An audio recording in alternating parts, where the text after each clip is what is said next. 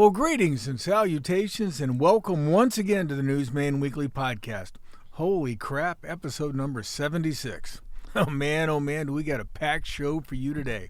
There's no time for me to even be grumpy this week, if you can believe that. Oh, there was time for Hayden this morning. Well, That's not true. Carl was grumpy before we hit record. I was never grumpy. I've been a good boy all day. But you know what? Let me say good morning before we get too deep into this tomfoolery to Zac Hayden, the show's executive producer, and Hayden Gray, who has made a successful apparent return as our show's official videographer. I think we're going to have video this week, and he will be that videographer for at least one more week. Good morning, gentlemen. Welcome to a new fresh week of hell. Speaking of hell, how the hell was your weekend? Morning, Carl. It's good to be back on film, Hayden. That's how this works, right? It's film. Or video. Well, where do we start? Thanksgiving, which seems like weeks ago, right? Yeah, that was like months. That was when the Packers beat the Lions. What That's a how far ago what that a ride! was. What a weekend it was. Yeah, I had Friday off. Hayden did not. He had to travel all over across the state of Ohio. But yeah, it was good. I mean, Thanksgiving was nice. What time do you guys eat Thanksgiving meal? I was curious about that. It depends. If the Packers are playing at the 1 o'clock game, which they were against the Lions this week or this Thanksgiving, I got to be done by 12:40. You try to squeeze it in before? Ooh. Yes. Ooh. Yeah. That's tough. Yeah, that is tough. I'm eating. I got to be done, cleared off, Tums in, dishes done. Alka-Seltzer down, ready to watch football. Wow. Bro, so you had an early start at like 9 a.m. Well, yeah. You can't eat all day if you don't start early. Right. That's the way I look. That's true. We ate this year at like 6 p.m. It was was a little late. I was a little. So what do you do? Situational. We drink all day. Oh. And like eat like cheese and crackers and stuff. You see, if I'm drinking all day and eating crackers and stuff, it's like the Ohio State-Michigan game. I ain't eating at 6 o'clock. 6 is too late. I'm ready to go to bed. It was a little late. It was a little you gotta late, go but like an very awkward good. 3 o'clock in that scenario. It is nice to have to be, because I'm not like super hungry by noon. I don't want to. You don't have to. That's because you don't get up till 10:30. That's true. Yeah. That's true. You eat breakfast at 11. No, you're not hungry for lunch at noon. Yeah, my body wants to eat the big meal around 4 or 5 o'clock. Yeah. Hayden, what about you? When did you officially? This year was like 1:15. But like I said, it's kind of situational. Right during depending on what group of family you're with, I feel like. Yeah. So this year it was 1. Well, most of my family doesn't have anything to do with me, so I don't have to worry about it a whole lot. They were between. Well, actually, Lucas was home this weekend. My oldest was home from Columbus, so he was with us. Good. Zach was in Spain, where he's been for 3 years, so he wasn't with us. Right. Do you have the grandkids? Didn't see the grandkids on Thanksgiving. They were busy doing other things. So busy. Yeah. Saw the mother-in-law. Went to Fostoria. Okay. Went to Fostoria for Thanksgiving, and we hauled everything up there and cooked it and heated it up there. Wow. So, yeah, that's what we did. Yeah, so that was just the start. And, I watched football most of the day. I was at my mom's in Columbus, and she's just really lacking in the furniture department and the TV department. So the food was great, though. The food was great. It's completely worth it. Dude, if there's no furniture or TV, it better be 5-star damn dining. It was 5-star dining, but and there was furniture and a TV, but it's not comfortable. It's just not. I had to bring a bean bag for extra. Mom, pick up your game. Jeez. You know what? There's an IKEA down there. Stop before you go. I was like, next are time. we going to get a new TV before Thanksgiving? Pick up a chair at IKEA and spend 6 hours putting it together. Yeah. But I did lose all the bets I made on Thanksgiving. Oh, Lucas hit a big one. He had some kind of parlay or parfait or something. I don't do a lot of this stuff, but during the Lions-Packers game, he had a $5 bet that hit for like 185. Hell yeah. Nice.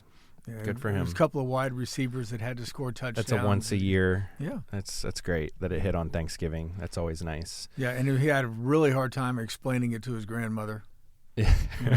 She's 90, 91. Right. She knows less about parfaits than I do. Bless him for trying, though. Yeah. I would love She's to like, see well, that. why? She goes, well, does it matter who wins? And he goes, I don't care who wins. Uh-huh. I need Christian Watson to score a touchdown. I need Jameson Williams to score a touchdown. I'm probably about in the same boat as her, man. I don't He's bet. like, I don't either. 2 or 3 legs into it, and she's already like, I'm lost. No, she was 2 or 3 legs into a nap. Yeah. I mean, that was, So then the football that we really need to talk about, we don't need because Sunday, who cares? whoa. Well, we already talked about the Packers thrashing the Lions. Well, we're not going to talk about Ohio State. Oh, yeah, we'll talk about. Well, we'll talk. We'll take them in The chronological Iron Bowl? order. No, we're not talking about the damn Iron Bowl. Who cares about Alabama and Auburn? Roll damn Tide. Take the SEC with you. Amen. Bunch of overrated sissy boys. And this is from a kid who grew up in Georgia. Mm-hmm. But I'm sick to death. And Jack Slamenda, I hope you're listening, our Knox Pages guy and the huge SEC supporter who loves him some good Alabama football. Grown men football, he said on Slack over the weekend. Dude, come on. You're welcome, Richland County. That's why we keep him in Knox County. Yeah, he can keep him down there. You know what? We won't subject you to him. Yeah, chances of him ever working anywhere near me on a consistent basis, not good because I'll just have to backhand him. Yeah, he does need punched. See, there I am being grumpy. And I said I wasn't going to be, but he made me grumpy. But, yeah, Ohio State looked great. They did. Yes. Slow start. Yes. Clearly the announcers were pulling for an upset. I don't know how many times they had to show the replay of the clear touchdown by Jeremiah Smith. Or all the statistics when we went down 6-0 and it was Ohio State's biggest deficit of the year. I mean, I appreciate you pointing out that how dominant we've been, but they were rooting for it. All you had to do was point out was Michigan had no offense. Yeah. At least not to match Ohio State's defense. That's the only set I needed to say. NIL millions. Michigan's quarterback Bryce Underwood looked fantastic for the millions that they're paying for him. Wow. Yeah, well, I mean, he came in with 9 touchdowns and 5 interceptions. So wasn't a surprise to us. He's no Julian Sayin. I'm just saying. Brutus spent more time in the Michigan end zone. That was great. What a great troll move by Brutus. It was beautiful. Elite mascotting right there. For those of you who didn't see it, you got to go look for it on the internet. Brutus in the snow put a big X over the M in Michigan and did a very nice script. He did Ohio, a great job. Script Ohio, dotted the I and everything, including a jump from the end of the O to dot the I. So well done, Brutus. Well done, Brutus. You did well. Yeah. So Sunday, guys, great football day, huh? Sunday was just a recovery day. No, the Browns, they didn't recover at all. Thank goodness I had to work. That's all I have to say. All I know is the Steelers weren't working, so I guess it's a good thing were not. you did. I got to watch. No, I don't believe I got to see the first touchdown, but I only got to watch till almost the end of the first quarter, and then I had to run over to Shelby's Christmas celebration on Sunday evening. Yeah, it was nice. Boy, I saw the people on Facebook are just stunned saying, that's all we're doing for the football team is some cruddy fireworks? I'm like, you people need to calm the hell down. Well, there was... First of all, there can be something other than for the football team. They're getting plenty, okay? If you, I know you've seen it, but yeah, somebody, don't be the person on Facebook that asks what's going on and why is there a cop car at the top of Main Street, because you're going to get everything but the actual answer in a Facebook group like Shelby, Ohio Uncensored. I mean, it was a field day. Now, in the comment. Real quick, don't try to change the subject. I'm trying to change the subject. The Steelers, I heard that they were chanting "Fire Tomlin." Aaron Rodgers, there was some of that. Aaron Rodgers might kill another coach. I mean, he killed Mike McCarthy. Yeah. I think he's going to kill Mike Tomlin. But I really thought that, I don't know which Bosa it is that plays. His face got killed last night. Which Bosa? Joey. I thought Joey Bosa killed him. Yeah, his nose was looking real rough. Joey Bosa hit him square in the back, didn't see him coming, and I mean, he just crushed him into the ground. And I literally thought, oh my God, Aaron Rodgers is dead. But then they showed him come back in the game, and he's got like this thin little Band-Aid across a little breathing strip. Yeah, maybe? Yeah. It's a ayahuasca strip across his nose, try to bring in some good feeling. But he is doing what Aaron Rodgers does best. He's screaming at his receivers for not running the right routes. Maybe we'll be better off for it one day, Carl. Yeah, well, the Packers still seem to have some success. Still in first place because the Ravens can't get their shit together either. No, they're both 6-6, so that's a big game coming up. That's for first place. They play twice too. We better figure it out. All right, enough football. All right, guys, we could not do one Newsman Weekly show, much less 76 episodes, without all of you. So thanks again to all of you for joining us today for your weekly dose of news, misinformation, and humor that we hope is at least a little entertaining. We're grateful and quite frankly amazed. So many of you join us every week, an audience growing by leaps and bounds and leaps. We know we couldn't do the show without your support, and we are eternally grateful to all of you. Many thanks to local country singer Luke Watson for crafting and performing this show's theme song, Smoke and Drink. Our thanks also to the great folks at Relax It's Just Coffee for sponsoring this show and being such a great partner to the Newsman Weekly. Every day just starts better with great coffee. Our friend Paul Kimmerling and his baristas at Relax simply have the best in town at 105 North Main Street in downtown Mansfield. Folks, before we get too far along into the show, I wanted to give you a heads up. We've got a big weekend coming up in Canton. More football. Back to More football. Well, we're mainly going to talk about us. Source Media is sending a team of 6, count them, 1, 2, 3, 4, 5, 6 people, to cover the state football finals in Canton. We'll be covering the Shelby Glenville game, try to say that 3 times, on Friday morning. That'll be primarily for Richland Source.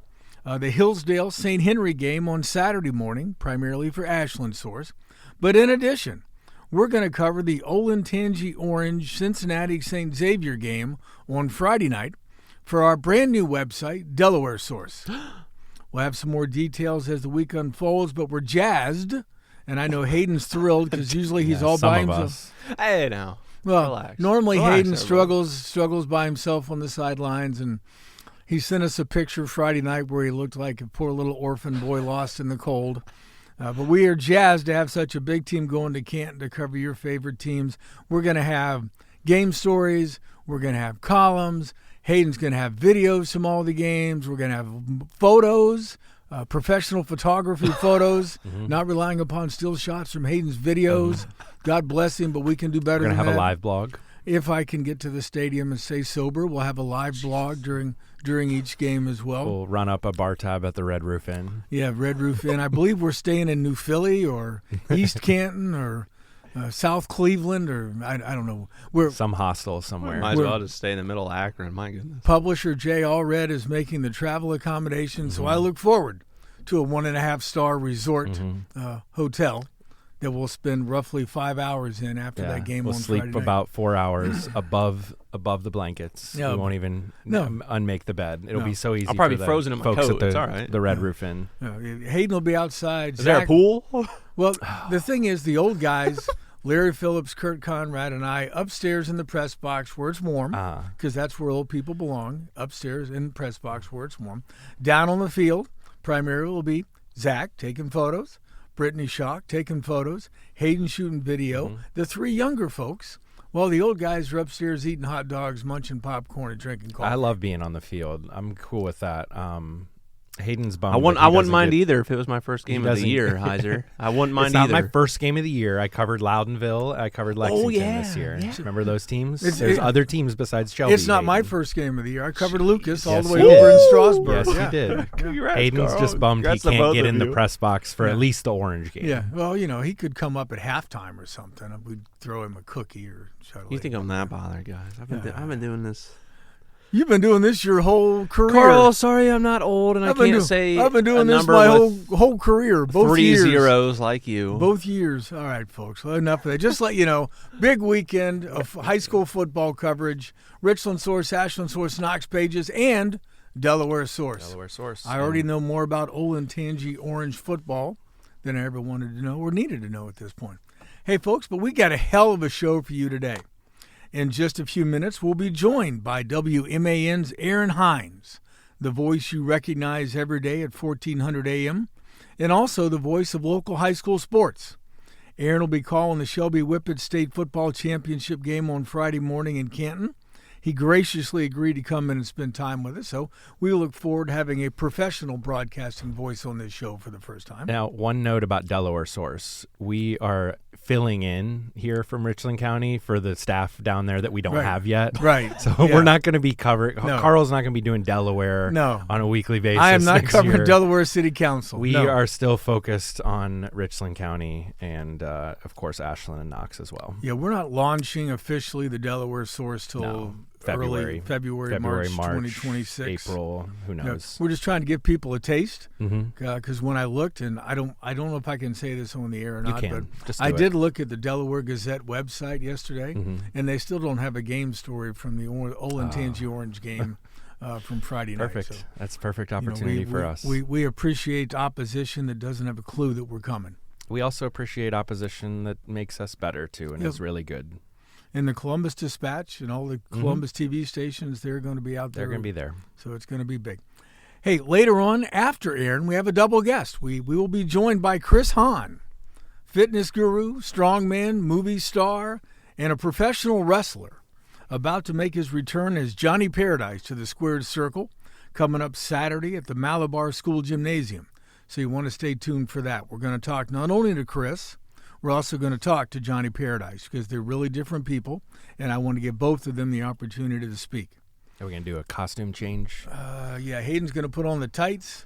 He and Johnny Paradise are going to go across the table at each other. Perfect. I think it'll be a good look. Go ahead. I had to play chess. I had to play chess on the podcast. Hayden's going to wrestle. No, I was going to say that'd be fun. Yeah. I'd like to. What I'd like to see is maybe you down on the floor and Chris Hahn do like a flying elbow. That's what I say, man. We need some ropes. We need a ring, man. Yeah. We need one of those in the basement here at work. I like it. Maybe we come up with. You know what? Next music after hours. Zach, see if you can find us. We'll put a ring in and we'll have a little pro wrestling section.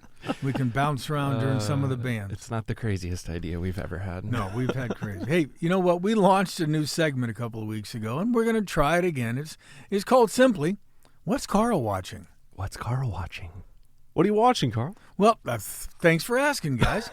This week it was The Marksman, a 2021 film that I watched on Netflix. It does star Liam Neeson, which is the only reason I even bothered to check it out. I love action films with Liam Neeson. Go back to Rob Roy back in, I think it was 1995. Well, Liam's 73 years old, but I will watch him rage on bad guys when he's 100. He's like Clint Eastwood. You just can't get enough of watching Liam Neeson thump on people. In this one, he plays Jim, a former Marine who's living a solitary life as a rancher along the Arizona-Mexican border. He's actively mourning the death of his wife, who died from an illness. But his peaceful existence comes crashing down when he tries to protect a boy on the run from members of a vicious cartel. You can pretty much guess how it goes from there. Lots of shooting and fighting and Liam Neeson doing Liam Neeson things. It only scored 37 on Rotten Tomatoes, but that means most folks on Rotten Tomatoes don't love a good Liam Neeson. So, thumbs up for The Marksman from anybody who loves Liam Neeson. For those who don't, sorry about your luck. You will find The Marksman to be formulaic comfort food at best. So that's what I was watching. I'll probably pass on that one. Well, so far you guys have passed on everything I've mentioned. So far we really have. Yeah. I'm trying to work my way through Ken Burns' American Revolution, but I get a half an hour into it every night and fall asleep. So it is good bedtime. A good bedtime show. At some point we'll add a segment called "What's Zac Watching," and it'll be what he's sleeping someday. to. Carl doesn't even know what I'm watching. Yeah, no, nobody does. It would make fun of me even more. Probably Blue's Clues at this age. It's Bluey. Bluey? Well, there's some of that. But. All right. Hey, folks, in just a few minutes, as I said, we'll welcome in Aaron Hines from WMAN and then Chris Hahn, a.k.a. Johnny Paradise. So stay tuned for that. But before we get that, let's talk about some recent news in Mansfield and Richland County. You know what? We don't have a lot of time. Too many great guests. So I'm going to focus on just one thing making news this week. Mansfield may finally be moving toward a solution for the long-decaying albatross known as the West Park Shopping Center on Park Avenue West. City Council on Tuesday is expected to vote on a measure that could clear the way for that 17-acre monstrosity to be demolished. The plan would tap into $1 million in state brownfield cleanup funds, money that becomes available once the site is sold to a yet unnamed qualified buyer. I should say unidentified. He's got a name or she's got a name. That funding deadline is tight. Applications for the next round of brownfield money are due on Friday, which is why city leaders in the Richland County Land Bank are pushing to act quickly. If council signs off Tuesday, the Land Bank could call a special meeting to approve the application. Mansfield Mayor Jody Perry says her goal is simple: get the property into local hands, or at least the hands of someone willing to work with the city. She, when I talked to her on Friday, she didn't want to identify the potential buyer yet, but says it's an entity she trusts. And while no sales deal was in place late last week, she's hopeful one can be finalized fairly soon. So there is someone willing to buy it, but as a caveat, someone they'll buy trusts, it. They'll buy it with the with the deal in place that they'll apply for this brownfield grant. Right. That'll help tear down that piece of crap that's sitting out there that Namdar. And we're going to talk about Namdar in just a second. Is it you, Heiser? Yeah, Secret buyer? I can't say. Perry said residents have waited a long time, and God knows I've waited, for progress on West Park, which has deteriorated steadily for years since Namdar Realty Group out of New Jersey bought it back in 2015. The state's brownfield remediation program provides grants for cleanup and demolition of contaminated or blighted commercial sites, and this qualifies under both. Each Ohio county is guaranteed $1 million of those funds in this year's budget. Perry believes this would be Richland County's share. It's similar to what they did up in Shelby at the intersection of Broadway and Main, and on Park Avenue East at the former Denver Roof Building. Those were owned by somebody, but the part of the reason they agreed to take them and buy them is getting help in tearing down the existing crap building that's there. Perry said using the state money is a far better path than dragging the city into years of legal battles with Namdar. And she doesn't want taxpayers footing the bill for a demolition, only for Namdar to benefit from the newly cleaned up property. So, I mean, I posted a story on Friday or published a story on Friday. I watched social media, and folks, you have to understand how Namdar Realty, Namdar Property Realty, whatever it is, how they work. This is what they do. They own almost 400 properties in 37 states. They buy, over the years, they bought declining strip malls and properties like this. They milk them dry. They don't put any money into them, and then they get rid of them when there's absolutely nothing left. And you can, the city issued its first demo order back in 2022. Namdar fights it and squabbles, and they have plenty of lawyers. They'll hire more lawyers, and they're more than happy to go to court and argue with you and charge up your legal bills. I mean, Mansfield has a law director's office. But if you're going to fight with somebody like Namdar, you're going to have to hire outside counsel, and it's going to cost money after money after money.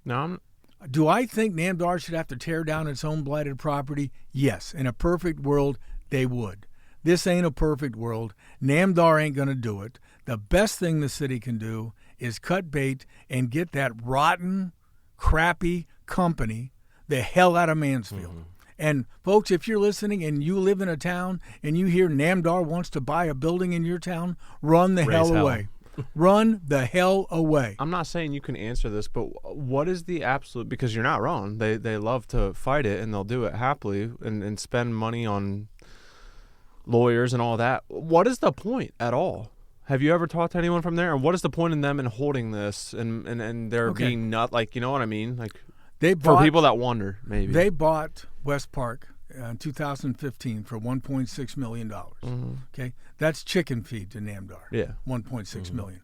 They bled it dry. They used. They had all the folks that were renting tenant space there. Those folks are all gone. They haven't put a dime or hardly a dime into it since they bought it.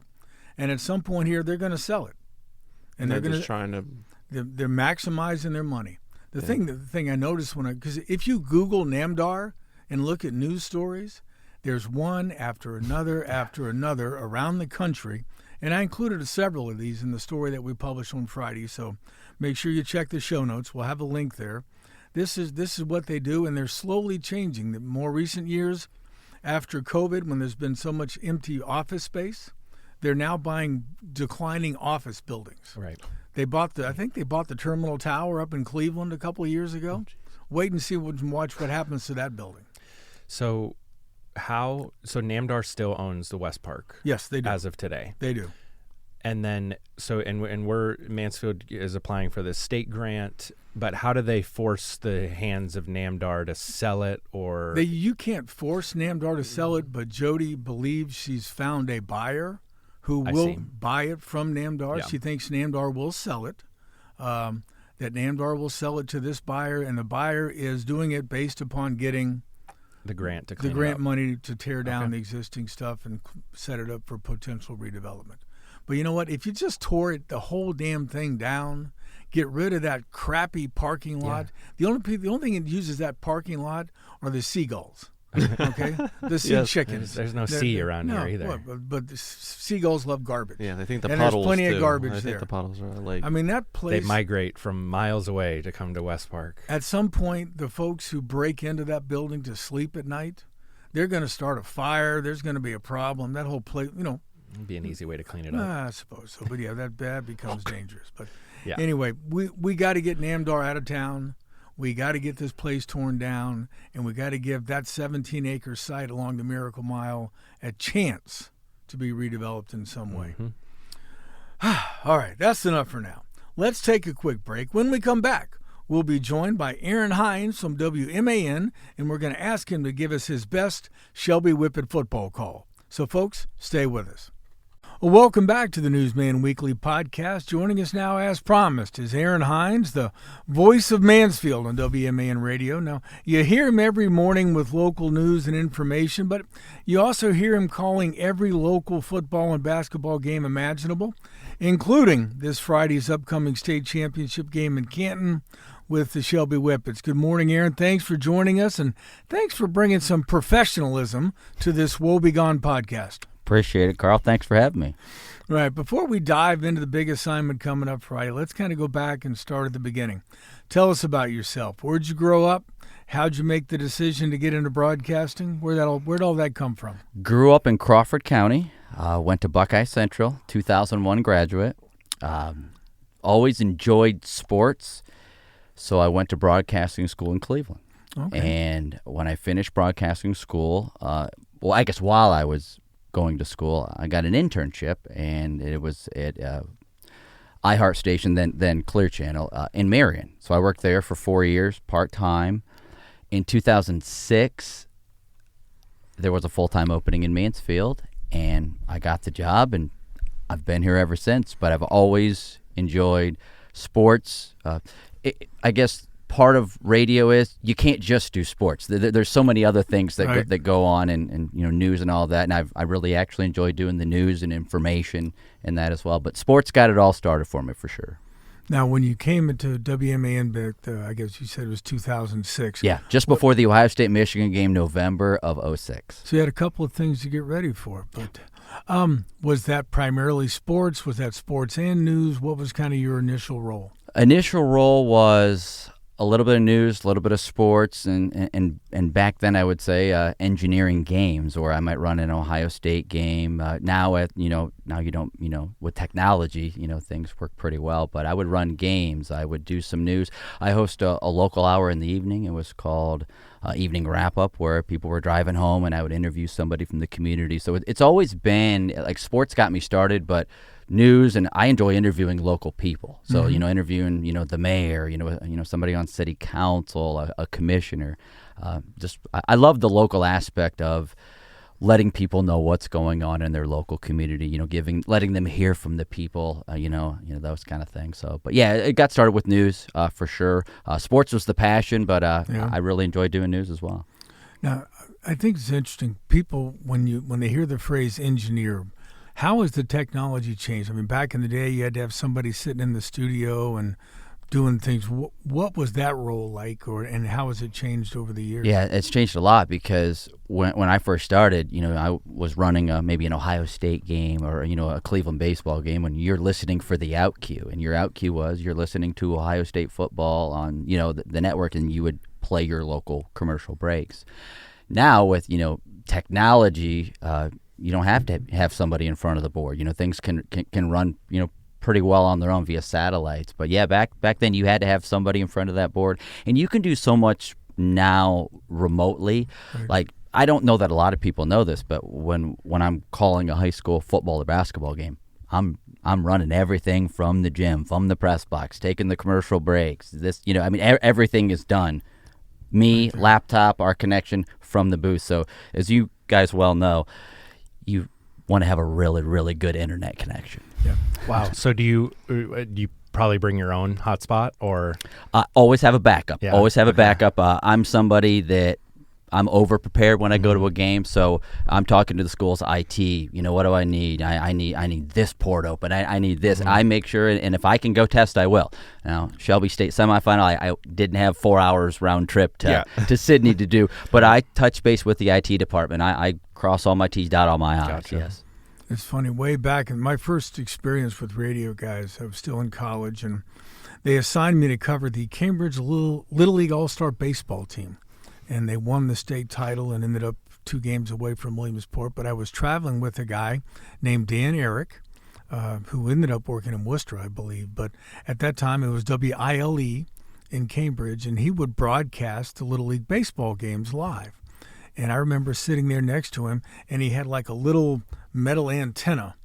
It looked like an old TV antenna that he would sit up next to him and try to plug stuff in and make this. I'm like, is that really the connection you've got? He said, yeah, it's this antenna. Well, Carl, when I first started, it was antenna. Eric Will, who does football with me now, he started in 19. He's awesome, to work with.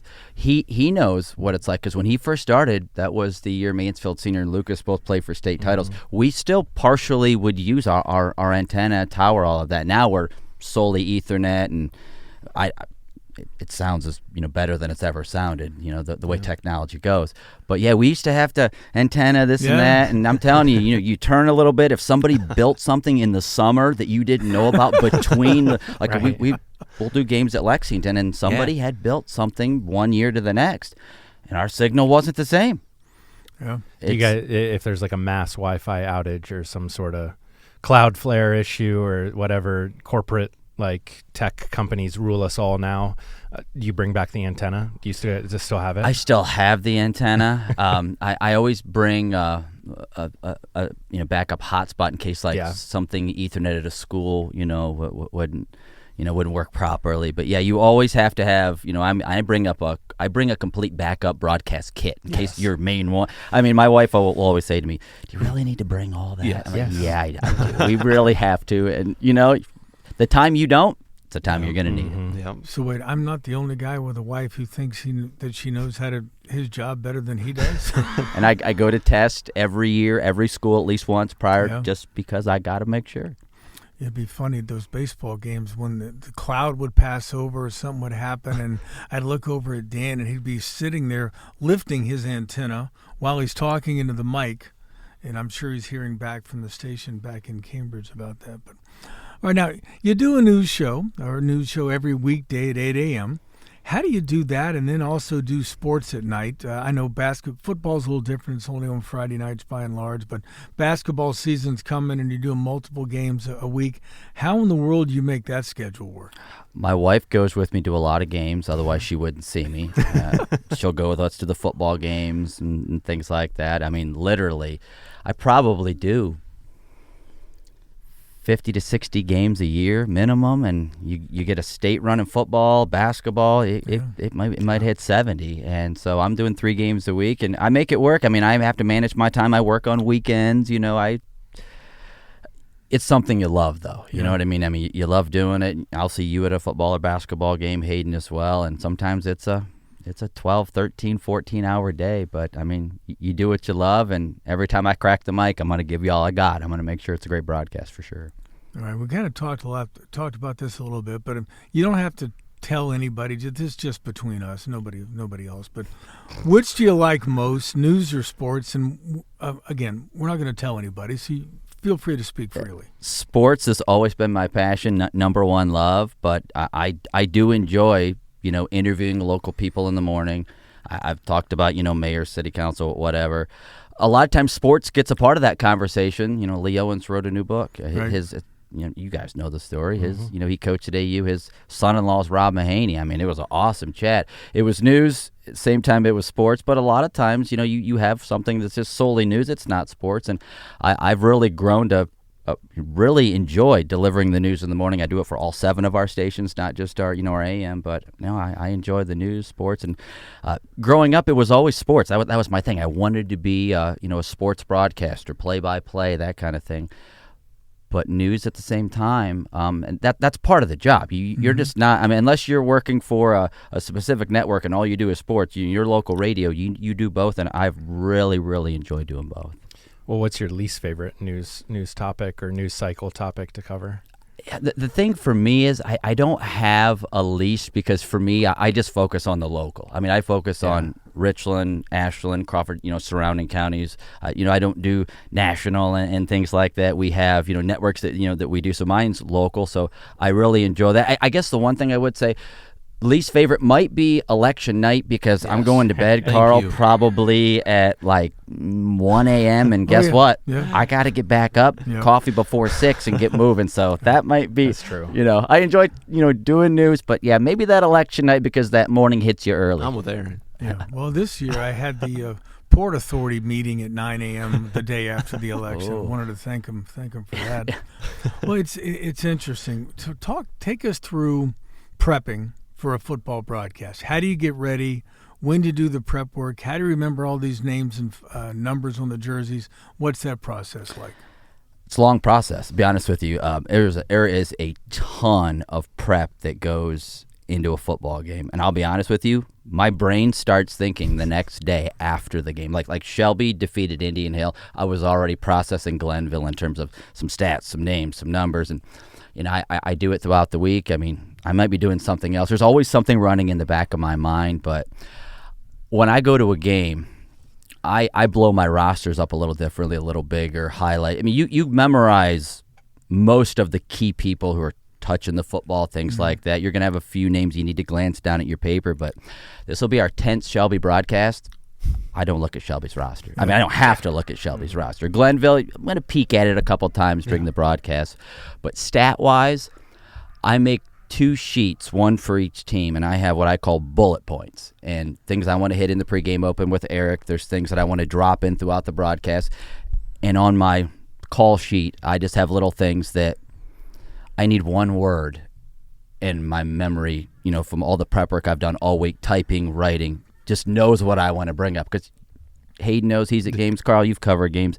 You don't have time to constantly look down at your paper because there's so much going on a football field. So yeah, it's hours of prep work behind a broadcast, but I go into it wanting to make sure that if you are a fan of, for instance, Shelby, or if you're a fan of Glenville, you're going to know that you got a good broadcast excitement level. If somebody makes a good play, it doesn't have to be the local team you're covering. I'm going to let you know that kid just made an unbelievable play.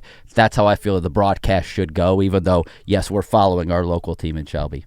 That's why I always say I give it all I got every time.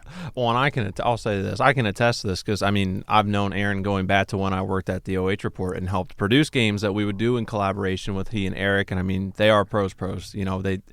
They put in – you guys both put in the work and the time that goes into being prepared for it. And it's no shade at, when – Spectrum starts taking over games or anything like that, but that's why you do see people say, I think it's probably something that maybe you're not thinking about yourself, but there are so many people around here that would rather do like what Carl did the other day, and that's turn you and Eric on and listen to that, and that is because you guys put in the work and you know it.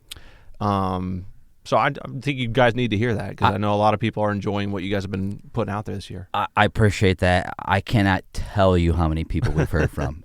We were in the press box. An OHSAA official came up and, hey, I love listening to you guys. And Eric Will, and we may talk about this. Yeah, we're going to talk about it in a couple minutes. He's unbelievable. He is unbelievable. He was a great coach. Hayden knows that, coached him. But it's like he was made to do what he's doing. Yeah. He is just unbelievable when he puts the headset on.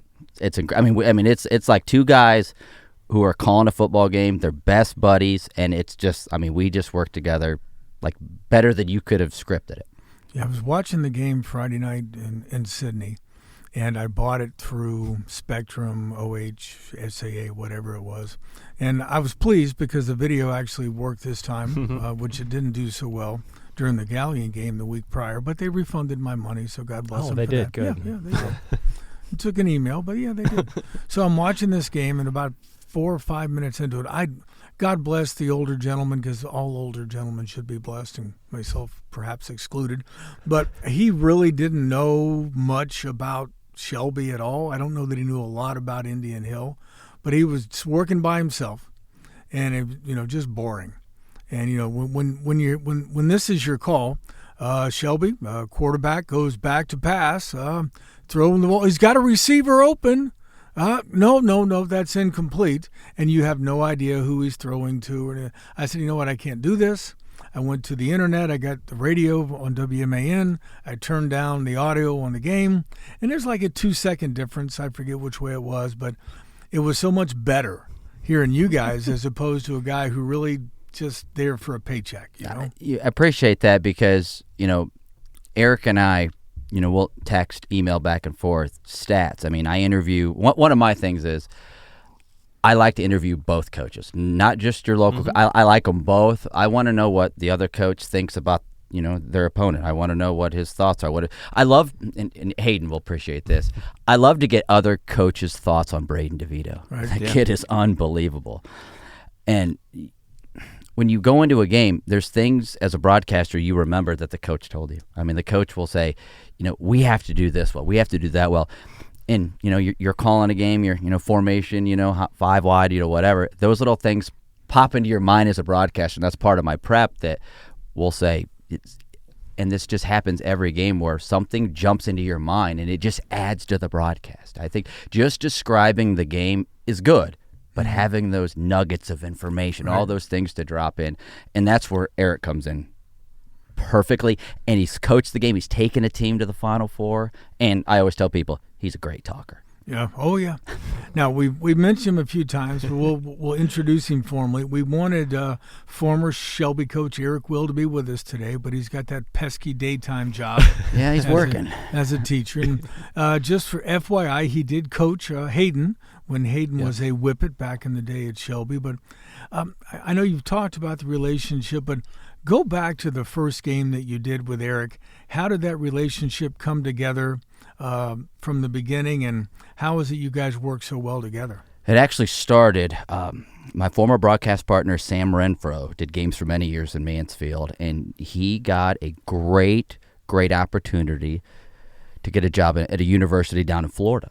So he took that job. Well, problem was, it was week 7 of 2018. So I had to fill in for the final handful of weeks with just somebody that I could find. And I actually have a great friend I've known many years. He broadcast game for us. He's a Shelby guy, Pat Heidinger. He covered several games, which was awesome. Love Pat. He was a huge Whippet fan. I know he's pumping his fist right now for sure. But I didn't have anybody in the playoffs. Pat wasn't available. And I've told Jake further the story from the News Journal, who was talking to us recently, and the person in my mind I wanted was Eric Will. His season just ended. They just lost week 10. They finished 5-5 year before they'd went to state. And I thought, I don't want to ask him. Your season just ended. I mean, you all the work, everything goes on. You didn't make the playoffs. But former employee at the radio station who used to work with us, great guy, Rick Durkin, who used to be our board op, I told him, Eric Will would be great. I mean, he's a football guy. He knows what he's talking about. He's so good behind a microphone. And that's just me interviewing him after a game. I mean, I never pulled him on a broadcast before. But I said, I'm going to shoot him a text. And I prefaced it by saying, you can say no, it's okay. All is good. But I said, I would love to have you call. I think it was Clear Fork playoff game, and it was Cade Stover's last year at Lexington. They were in the playoffs. And it was probably 10 seconds, and I got a text, I'm good. And as soon as he put the headset on, he did 3 playoff games. I mean, it was literally like riding a bike. We had been together forever. He told me on the trip home after a playoff game when Clear Fork lost the regional final, I got 2 young girls, wife. I've been coaching for 20-plus years. I just need some time where it's family, but I would love to just be able to stay involved in football. Are you going to have an opening? I told him I will, and he said, that's something I would love. I talked to my bosses who heard him in the playoff run, and it was a done deal. It's just been perfect. I mean, it's unbelievable. How do you guys, during the game, do you kind of talk about all right, you're going to so you don't talk over each other? Is there physical contact at times, or is it just you guys are so in sync with each other and you know each other's kind of tendencies that it just works? It's weird. Rarely is there ever a signal. Rarely is there ever a tap. Odd time maybe. But I can't even describe to you how perfect it's been. He knows, like, I call it a live read for those. We'll have a sponsor, first downs brought to you by, or a touchdown, extra point kind of thing. He knows my tendency so well, I will tell you, I will finish, and it's not even a split second. And it's like a baton. He's grabbed it. I had somebody come up at a basketball game one year, and my wife was with me. They actually asked this question to my wife. Do those two sit at home and practice? I've got the question. Do they sit at home and practice? And she laughed. She goes, no. It is so natural, and that's why I've told people I couldn't have handpicked anybody better than him. That's awesome. And he knows football. Hayden knows this as well as anybody. And one of the things I told him coming into the broadcast booth, we're on radio, so you got to paint a picture. If you're going to tell him it's cover 2, you got to explain cover 2. Right. Hayden knows cover 2. Carl, not everybody knows cover 2. Not everybody. So he does such a great job at that, and I love his energy level. Sometimes you get a little excited, those kind of things, but his energy level is just awesome. Yeah, when I was listening, one of the things I love, and the handoff you're talking about, I'll hear you say, that's a home and kitchen supply first down, and boom, he's got it, and he's going with the next side, and we do not practice that, and he's got that from day one. Now, we both know Shelby's got a tough task on Friday night against Cleveland Glenville. One of the great nicknames, the Tar Blooders, are led by legendary coach Ted Ginn Sr. They're making their 3rd state championship game appearance in the last 4 years. And I know you probably talked about the matchup with Eric, but what do you think the keys to breaking in new lips? Keys to success are going to be for Coach Rob Mahaney and the Whippets on Friday night. Well, and everybody knows Glenville has a great defense. Sincere Johnson is going to Ohio State, and so Braden DeVito is not going to have the same amount of time in the pocket. The O-line, offensive line, is going to have to hold up really well. It might be quick passes. It may be more uses of tight end. Hopefully Michael Shepard will be healthy and ready to go. He was a little bit injured in the last game, but hopefully will be good to go. I think offensive line holding up, and not that you come up with a new play or anything like that, because Coach Mahaney always tells me we hold nothing back, and that bag of tricks for them is deep. But I just feel like, Shelby's offensive line is going to have to give Braden DeVito some time. Now, Braden can scramble, and he can do all kinds of plays, and they're going to probably bracket Brady Bowman, who's had just an insane year at wide receiver. But I just feel like that O-line is going to be key. And for that defense, can they continue to play the way they've played? In the last 10 games, they've given up 51 combined points. Right. I think defensively, limiting Glenville, but offensively, just giving DeVito and be able to run enough. But they throw the ball so well. I think the offensive line, giving him time, is very key. Now, how different are state championship games? I think it was 2019. Mansfield Senior and Lucas were both there at the same time. But I think I'm right when I say this: Richland County has never had a football state champion that was actually won on the field. I think Galleon back in '85. You mentioned Lee Owens when he coached Galleon. Was the only North Central Ohio team that's ever won it on the field.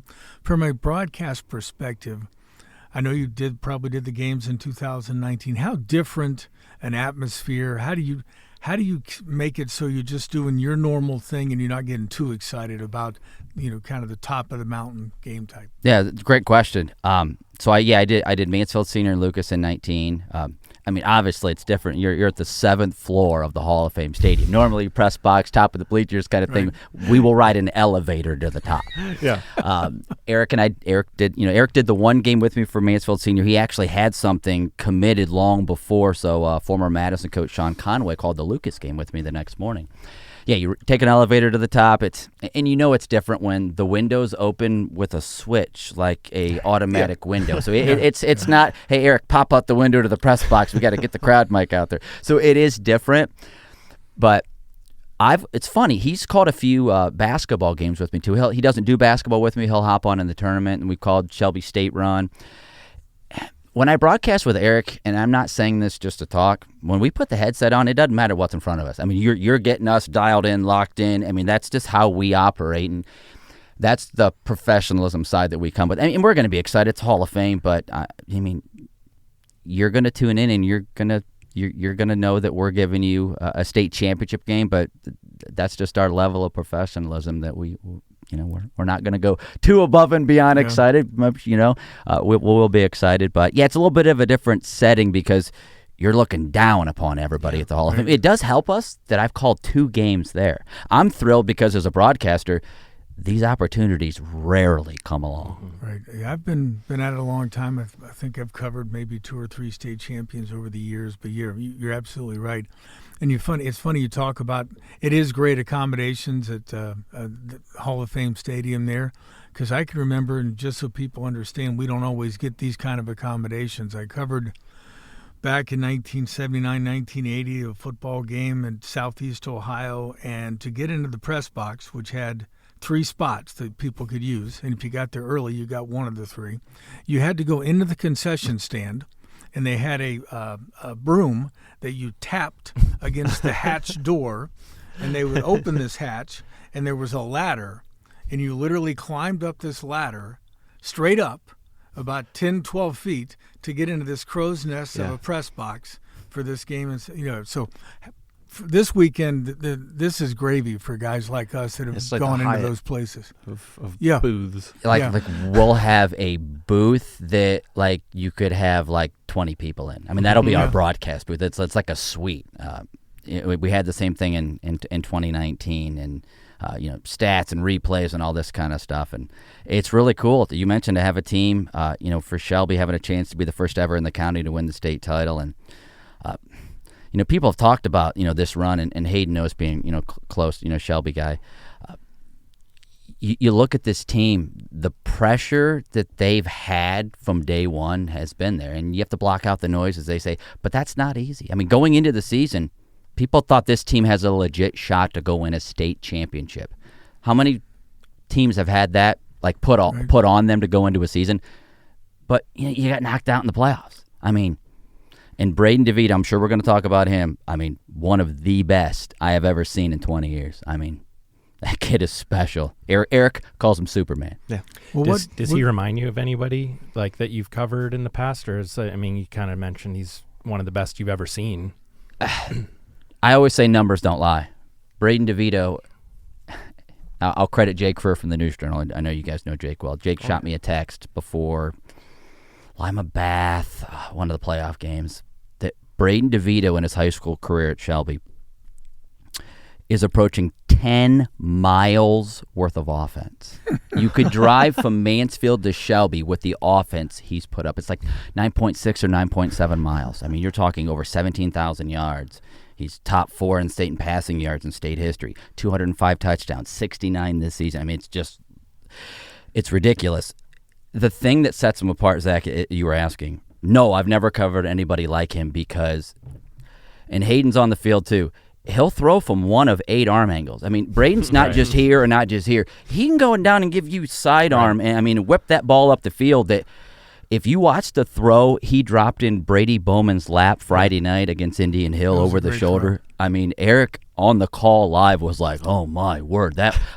You couldn't have ran down the field and dropped that in his lap, and he's throwing it 40 yards. Well, Aaron, I have a funny story about that specific call. So it's perfect timing. So Aaron has been so kind. Obviously, our organizations work together a little bit already, but I've been able to incorporate he and Eric's calls on the highlights we've been putting together. You do a great job on that. Thank you. Yeah. But as I'm finishing Saturday morning putting it together, I'm putting in that call from that pass to Bowman, and you hear Coach Will go, "What a pass!" While my 2-year-old son has been going around all weekend now going, "What a pass! What a pass!" So just know that you have a huge fan in awesome. Him. Awesome. So the pressure is on Friday. But just back to Braden real quick. He's so elusive. I mean, jump cuts where you think, well, he has no chance, and he'll bounce it to the outside, and he's gone 80 yards. I mean, and I've watched him. I've covered. This will be our 10th Shelby game this year. I don't know how many Shelby games I've done in his career, but we've done a lot, and we've covered Shelby a lot. We do, one of the biggest games in the area every week. But start to finish, I mean, his career is legendary status, not only in Shelby, Richland County, state of Ohio. He's up for Mr. Football. I get a vote, I'll be honest. I voted Braden DeVito Mr. Football. I watch him every single week.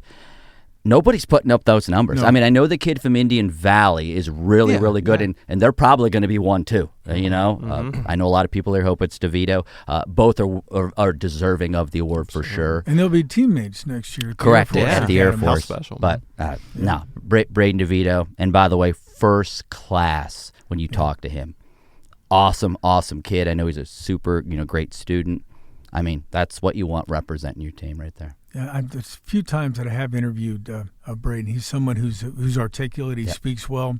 I've interviewed, going back over 40 years, some athletes that maybe aren't quite as articulate, and you figure out how to take that and turn it into a sentence sometimes because they're shy or they're nervous and they don't really know. What was your key to success tonight? What would you credit your offensive line? Yeah. Okay, so the sentence comes out in the paper. I give credit to my offensive line. You got to turn something like that. But I will say, though, kids now, though, are getting interviewed a lot. There's a lot of social media and different things, so they're interviewed a lot. Sure. And, we all know it's not just DeVito because, Bowman's got 24 touchdowns, 1,600 yards. I think he's got a text from Mark Hartz. I think he's like 90-some yards away from the career receiving record at Shelby. And then Braden DeVito, who has like every record in Shelby history, is 72 rushing yards away from the school's all-time rushing leader. He has a chance to win a state title and get like that final Shelby record. That's about on par for what he puts out in a game, so he could. But it's Bowman, you can go, Kessler, Shepard, you can go up and down the list. Sam Gorge has had a great year. Bryce Samsel. I mean, it's Braden DeVito gets the headlines, but it is a team, and Eric always calls them selfless because all they care about is Shelby winning. That is what it is in their community. Hayden knows this is a huge support. Sam Gortz talked about it on the field with Mark Hartz from Shelby. That they feed off that energy because Shelby's brought massive crowds to every playoff game, and the kids feed off that. Yeah, I don't think anybody in Indian Hill knew they were playing a game Friday night because I didn't see many people in the stands. But all right, Aaron, I can't let you go without a prediction. So here it is: does Shelby bring home the first state football title in Richland County history on Friday? They do. I mean, you just feel with Braden DeVito that they are going to find a way. Coach Mahaney, the offensive staff, Coach Helber, all those, they are going to find a way. I think defensively, John Amacone deserves a lot of kudos. They have played really well. Do I think it's going to be close? Yes. May it go down to the final moments, final play? Maybe.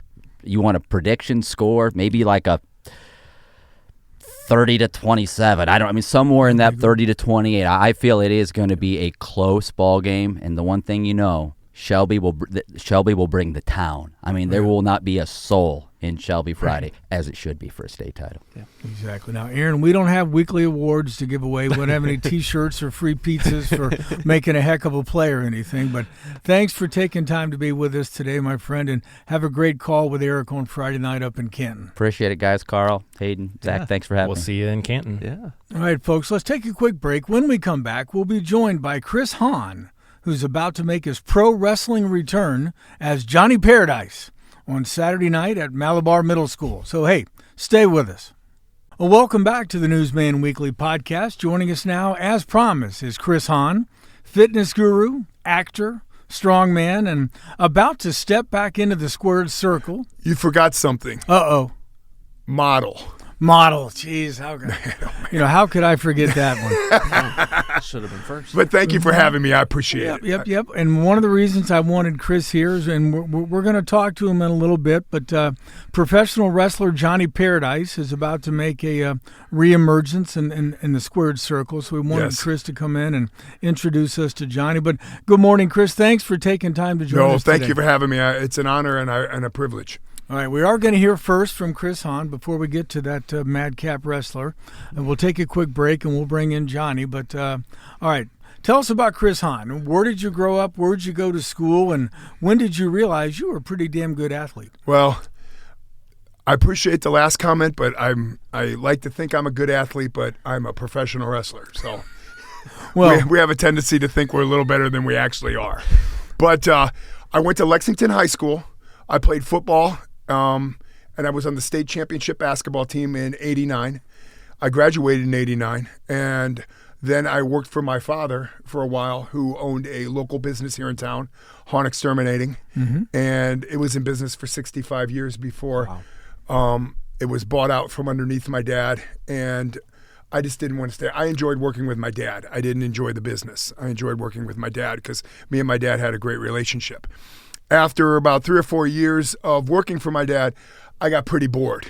And I went to a place in Marion, Ohio called the Monster Factory, which is a pro wrestling academy. And it was run by a gentleman by the name of Larry Sharp, who was out of Baltimore, Maryland. And they had a section of it in Marion, Ohio, which was run by Charlie Fulton, who at one time was the Intercontinental Champion of the NWA. You might be familiar with Cherry. Yes. And I worked with them, and I trained with a gentleman by the name of Ronnie Cumberledge, who was Mr. Ohio, and another gentleman by the name of Scott Summers, which I'm not really sure what his full-time job was. And we trained for about 6 months. And then we got sent to New York, which is the WWF. And the first match I ever had was against the Road Warriors. That was what, 1990, right? 91-ish, yeah. I took what they call the Doomsday Device, which is the clothesline off the top shoulders. And from that point on, I fell in love with the business. The next night, I wrestled The Undertaker, and I got put in a body bag. And the third night, because they used to run 3-day, they used to run Saturday night, Sunday night, and then Monday night. And the third night, I wrestled a tag team called the Nasty Boys. And they used to do a thing where the one guy would lift his arm up, the other guy would take your face and shove it in his armpit and kind of rub it around. They used to call it Pity City. So I got put in a body bag, the Doomsday Device, and I went to Pity City all in my first weekend in pro wrestling. But it was great because I got to see the lights of the big time. And I got to learn by just sitting back and listening to what the professionals, the guys that have been in the business for a long time, had to say. My trainer always taught me, open your ears and shut your mouth, you'll learn a lot more. And I've seen guys that have gone in there and they think they know it all, and the veterans, they just chew them out. And then they're humiliated in front of everybody, and their careers don't last very long because they're considered, they think they know it all. They're know-it-alls. Over 28 years of professional wrestling. I did 28 years. And I had to get out of it because I had I became under what they call I had a benign softball-sized brain tumor due to all the head shots, the chair shots, slamming through tables. They did a PET scan on me, and they determined over the 28 years I had right around 42 concussions. Wow. See, that's something people who don't understand the sports entertainment industry of pro wrestling. Yeah, I mean, I don't think I'll shock anybody when I tell you results are kind of predetermined, but the bumps and the falls and the throws and the slams, sure, that crap's real and it hurts. Well, if you're not trained right and you're not athletically inclined to be able to do those kind of things, you can get hurt real quick. And then I'm not going to say, I probably shouldn't say this, but if you piss somebody off, they can really hurt you. You know, like they used to call it potatoing. So if I would hit somebody really, really hard, they consider that a potato. And if you get potatoed or you potato somebody and they're not real happy with it, then they get you in an arm bar, they take you down and they choke you out. Or, you know what, they can cause some serious damage to you. So basically, the job of a professional wrestler is showmanship, number one. Number two is I take care of the wrestler in the ring because he takes care of me. Right. So we could come back tomorrow night and put a show on in the next town. So a lot of it, people think, you know what, you didn't win a lot of matches. Well, it's not my job to win matches. It's my job to entertain you. Right. It's my job to make sure that you get your money's worth, because being the bad guy, I would always look through the curtain and I would pick out certain people that are really involved in the matches. And then I'd go out and I'd say, hey, honey, looks like you ate too many Costas ding-dongs. Or, hey, buddy, you know, your girlfriend, I'd sit there and there would be a guy and his girlfriend, they'd be sitting in the front row. I'd point at the girl and I'd look at the guy and I'd say, if you don't tell your ugly brother to sit down and shut up, I'm going to smack him in the mouth. And they would come unglued. So my job as a heel is to get the crowd emotionally involved so that when the good guy goes over or pins me, everybody's so happy because the big mouth just got beat. Right. You know, that was kind of my job. And for some reason, I performed my job very well. Did you ever hit somebody too hard No. and they then got your ass kicked for it? I can't. No, I'm going to plead the fifth on that one and say no. But when you first start off and you get into the ring, like I wrestled a gentleman by the name of Ronnie Garvin. You probably know who Ronnie Garvin is. They called him the Hands of Stone. Yep. And I potatoed him right in the side of the face. And he wasn't real happy. And he used to do these chops like Ric Flair does. Well, he gave me a 21 chop salute to my chest, busted it open, and there was just blood just dripping off my chest. And you learn real quick that either you're going to hit the guy and not make 100% contact, or you're not going to do it at all. Right. Because if you're wrestling a veteran, he's going to take advantage and he's going to show you that you need to mind your P's and Q's when you're in the ring. And so you learn really fast. Plus my trainer, when we would do punches and kicks, he would make us take our shoes off and we'd have to kick the concrete wall. And if you kick the wall too hard, you're going to hurt your foot. Or if you punch the wall too hard, you're going to break a finger or something. So you learn not to make huge contact. I'm always the kind of guy that in the wrestling world, I'd want you to hit me. Now, not real hard, but hit me. Because if I feel it, I can react a lot better and I can sell it a lot better for you. Right. Where if you throw a punch, and there's like 5 spaces of air between, I can't really sell it for you, you know? So so you learn real quick by hitting the concrete wall how to punch hard and how not to punch hard, you know? Now, but there's sometimes, I mean, even when everybody's doing things the right way, there's just so many dangers. I remember, I think it was a Hell in the Cell match between Mick Foley and The Undertaker. Sure. When Foley went off the top, got body slammed by The Undertaker off the top of the cage. It had to. I mean, that's a 3-story fall. Right. I was in the locker room and I saw that happen, and it was in Pittsburgh. Yeah, it's a 3-story fall backward through a table. Right. I mean, how do you take risks like that? Well, number one, professional wrestlers aren't daredevils, but then again, when you do stuff like that, you're kind of a daredevil. I remember when he came in the back locker room, he had punctured a lung, and he had bitten through his lip, and you could see his tooth hanging out the front part of his lip. And he had a smile on his face. That's Mick Foley, though. That's Mick Foley, exactly. I was in the back locker room when I saw Owen Hart drop out of the ceiling and hit the turnbuckle post and die instantly. Yeah. So I've seen some tragedies, but then I've seen some amazing matches. Like I saw the Mr. Perfect, Kurt Hennig and Bret Hart match, which was phenomenal. I got to see in person The Rock wrestle Hulk Hogan, which was great because it wasn't great wrestling. It was great showmanship and how the crowd was so involved into the two iconic, one being the bad guy in the NWO and the Rock fighting the powers to be to overcome that. And it was more magical just by the atmosphere than it was by the match. So a lot of times the matches are based on your persona. You might not be like Hulk Hogan was, rest in peace, because he was iconic. He wasn't the greatest wrestler in the world. All he did was throw punches and kicks. You never saw Hulk Hogan get on the ground and get somebody in an arm bar into a front face lock and then reverse it back into an arm bar. But when he came out, his showmanship was larger than life. He was a larger than life character, and the crowd just came unglued. Yeah, like I said, you don't have to be a great wrestler if you have a great gimmick. Now, if you have a crappy gimmick, you better be a pretty damn good wrestler. You know? Well, who's an example of that where someone was like, their gimmick's okay, but they were like one of the best wrestlers you've ever. Sure. And then eventually when you get into the WWF, if you're good enough to get into the WWF or the WWE now, they come up with a character for you. Okay. And you'll go to their NXT training center down in Orlando, Florida, and they'll train you how to be that character, you know? So like Seth Rollins and Roman Reigns and Dean Ambrose all developed that Shield gimmick at the NXT program, and then they brought him up into the bigger because it got over so good down there. And then there used to be two guys by the name of Enzo and Cass. And they used to come out, and they were Italian goofs from New York. and they talked with the Italian accents and stuff, and they got over so well because one was 7'2" and the other one 5'6", and you're gonna mess with me, you got to mess with the big guy, you know. And it was so good, and it got over so well. But then a lot of guys get that whole "I'm better than you" now once they reach that big time, and they don't last very long. You know, Enzo and Cass didn't last very long.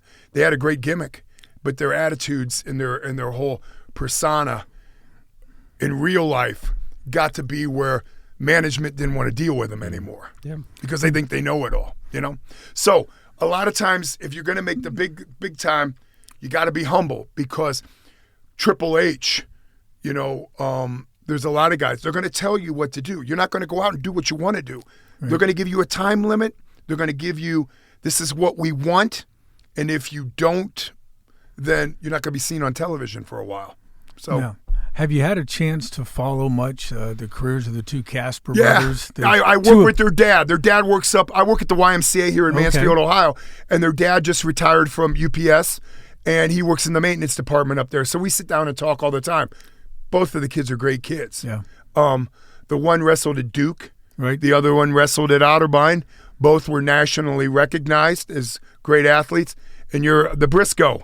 Oh, Jack Briscoe? He's the one that brought him in, because they go around to some of these, like Dolph Ziggler, Brock Lesnar, Shelton Benjamin. These were all collegiate studs in college.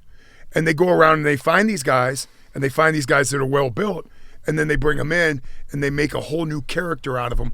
But the Casper brothers, I think, are going to excel. I think they've got what it takes, you know?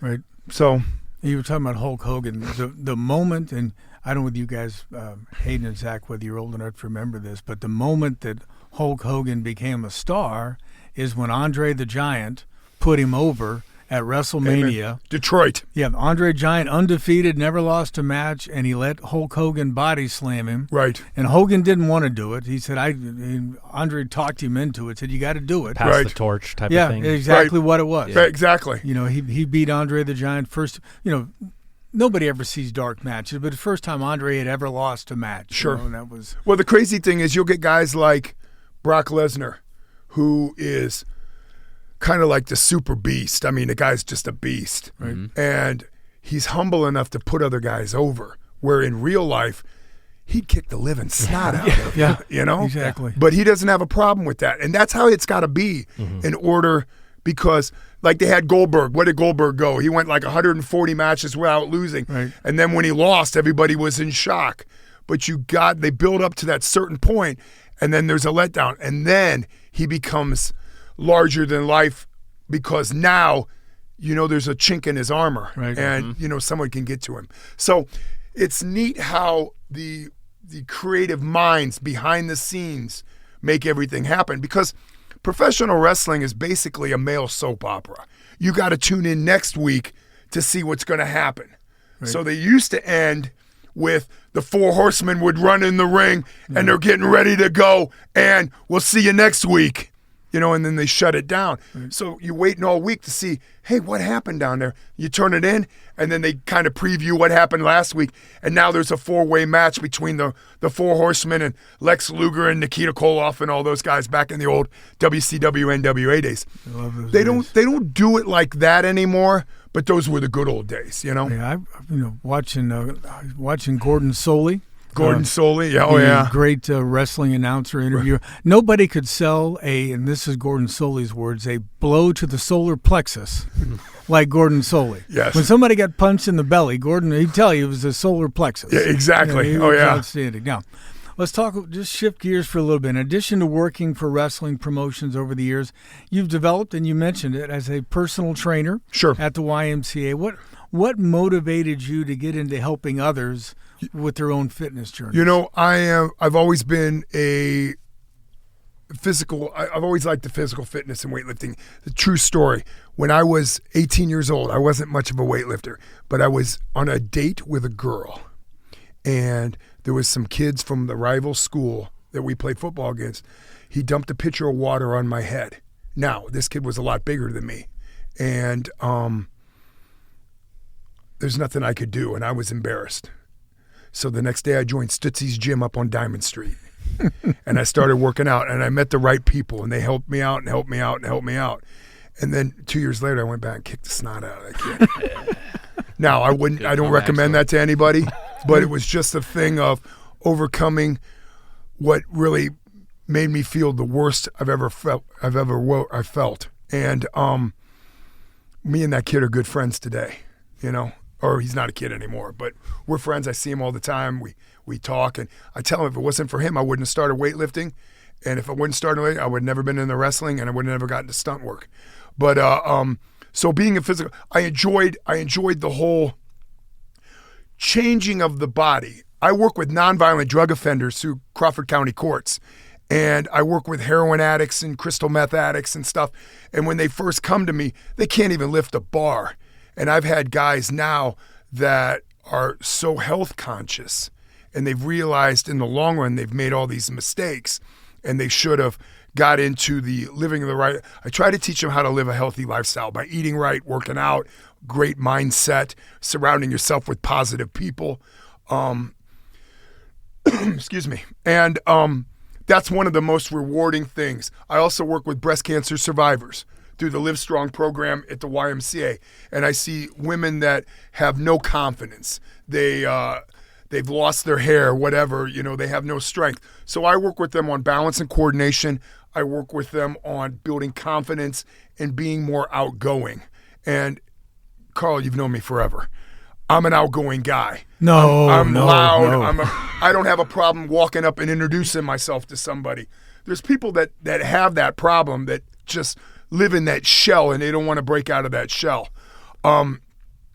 2014, I had a softball-sized brain tumor, which kind of set my life back, because when I had it, I was passing out. I was having seizures. I didn't know what was going to happen. When they performed the surgery the night before, the doctor came in and said, we really don't know. We know it's not cancerous, but we don't know what's going to happen when we get in there. You may wake up. You may not have vision anymore. You may not have hearing. You may not be able to move your arms, your legs, whatever. So I came to the point in my life where I thought to myself, I'm going to get a second chance if I can get through this, and I'm going to make the best out of it. I'm going to be more humble. I'm not going to be the arrogant person that I was. And now I try to give back as much as I can to the community. I do motivational speaking for young youth about overcoming obstacles, setting goals, and surrounding yourself with positivity and the right people that are going to give you the right mindset. I work with breast cancer, not just breast cancer survivors, cancer survivors, period. And I work through the court systems with nonviolent drug offenders. And that's kind of like the most rewarding thing that I do, because it feels to me like I'm giving back. And it's a great feeling. And believe it or not, I know it's going to be hard to believe, but 4 years ago I got married. And I know it's hard to believe that there's and I want to give my wife a shout out. She's the best, and she's very supportive. So if I have to go off on a movie set for a month, she goes, go do your thing.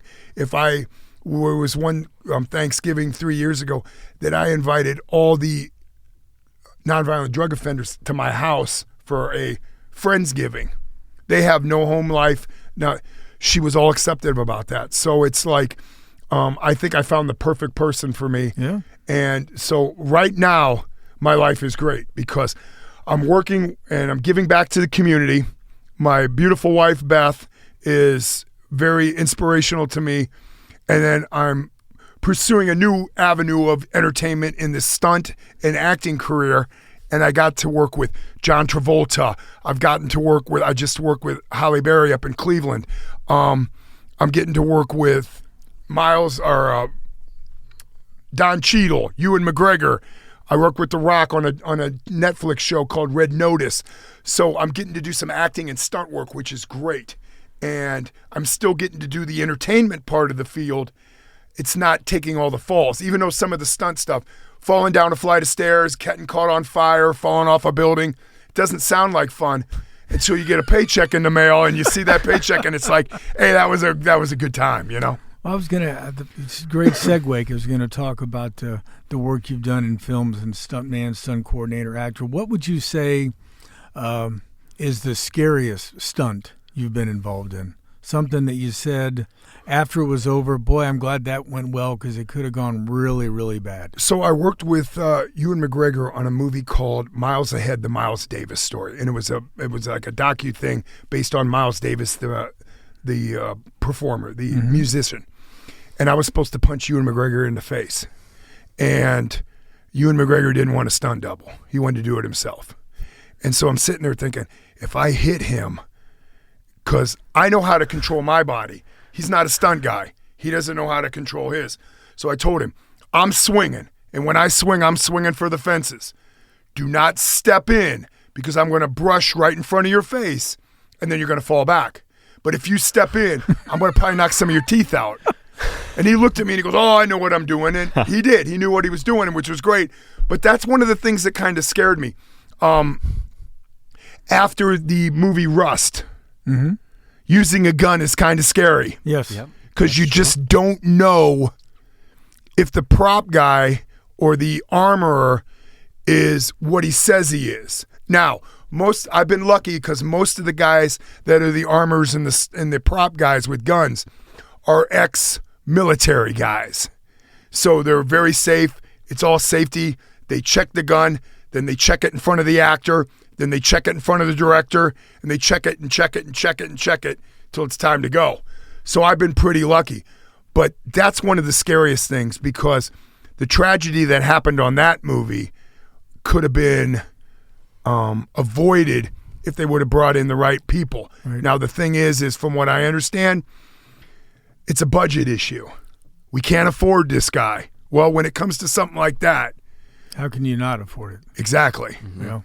Because the companies that they work for will never get insured again.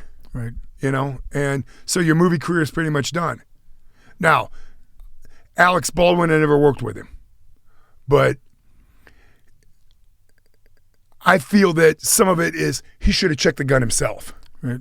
If you listen to George Clooney always checks the gun himself. He's made it a part of his regiment to learn how a gun is operated and to check it before he does anything.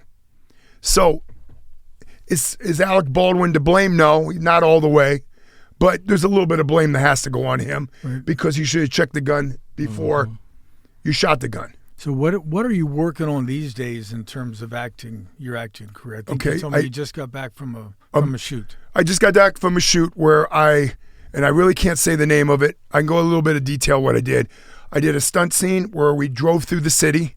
This is up in Cleveland? Up in Cleveland, yep. Where we were in a $392,000 Rolls-Royce SUV. And we're doing 85 miles an hour and doing slides. I'm hanging out the window, shooting a gun, and they have to harness me in so I don't go flying out the window. It was like a roller coaster. It was a good time. But it was like a roller coaster, and it was fun. I did some running, and I'm not a track star. Yeah. By any means. Well, I mean, I'm 54 years old and I weigh 255 pounds. And they have me running. They rented out the Playhouse Theater in Cleveland. And they had me running up and down stairs. They had me running down the hallway. 4 hours of running. Ooh. Now, the next day when I woke up, my hips were sore, my knees were sore. I'm glad I had a couple days off. Yeah. But I did a commercial for, excuse me, Head and Shoulders. And it's airing now. Why? Exactly. I'm bald as, yeah, exactly. I played the Cincinnati Heads football coach, and they're chasing I don't know what you call it, the dandruff down the field and stuff. The dandruff, yeah. Yeah, so I worked on that this year, and then I did a John Oliver. Do you know who John Oliver is? He's the guy, the late night guy. Late night guy. British guy. Yeah. So end of December of last year, I did a music video with Will Ferrell where I dressed up as a professional wrestler and fell off the back of a tractor. And I've done some crazy stuff, but I've had some fun, and I've got to meet met some great people, and it's just there's a buddy of mine who just wrote a book, and he told me, you ought to write a book based on your pro wrestling career, based on your brain tumor, based on your stunt career, based on all that, and call it Another Day in Paradise. Because my wrestling was Johnny Paradise. Yep. And I thought, you know what, that'd be a great idea. The bad thing is I can't write.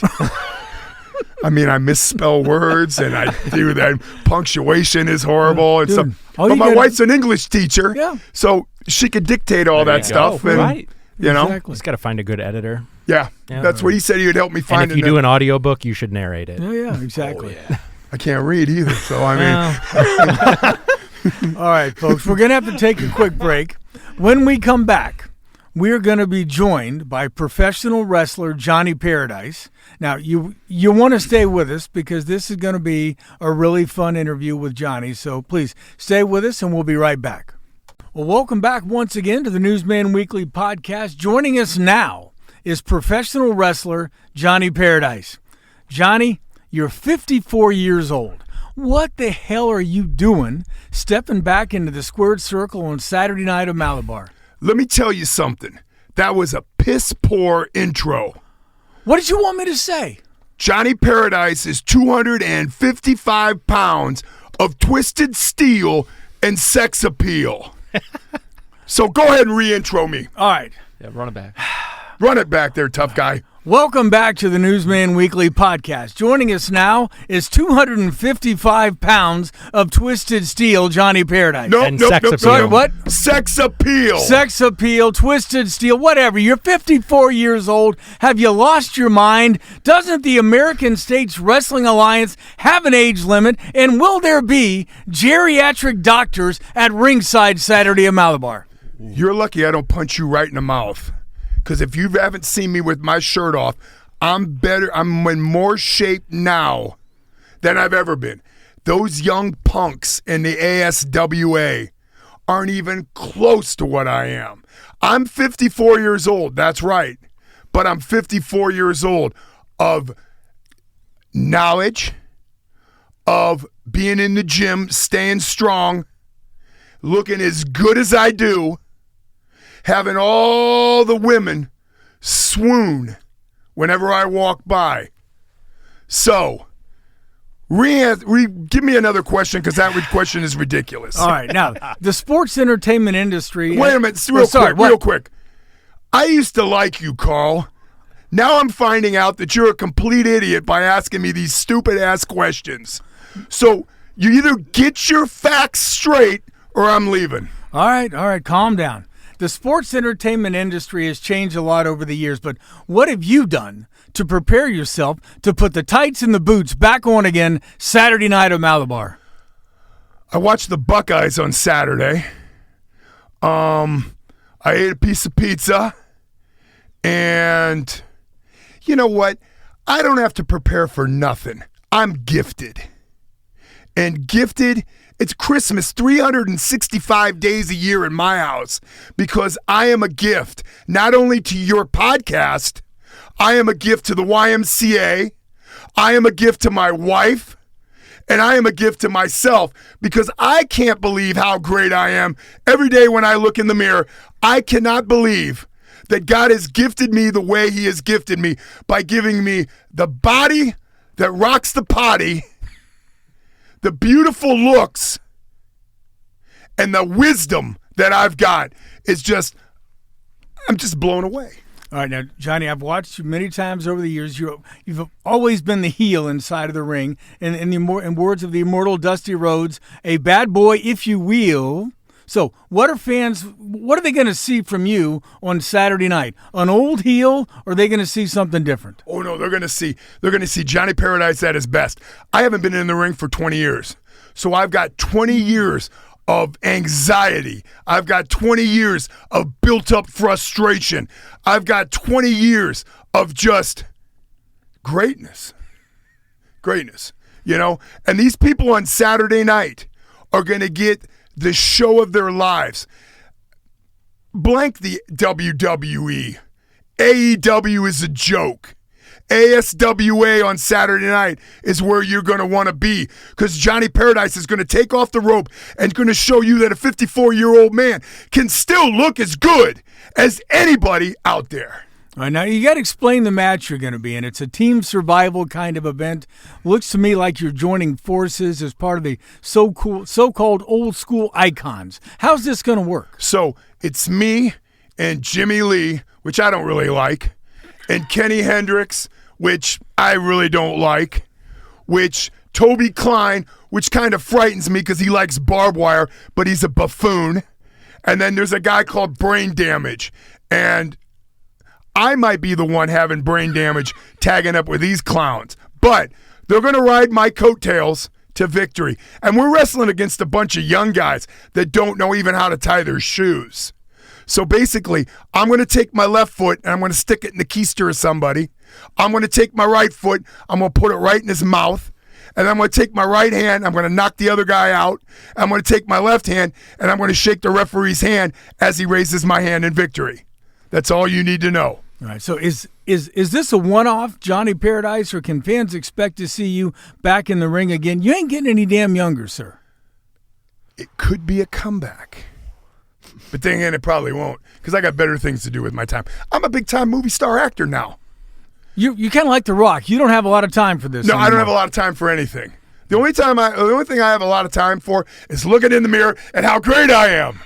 That's what I got a lot of time for. Johnny Paradise is the most influential guy in Mansfield, Ohio.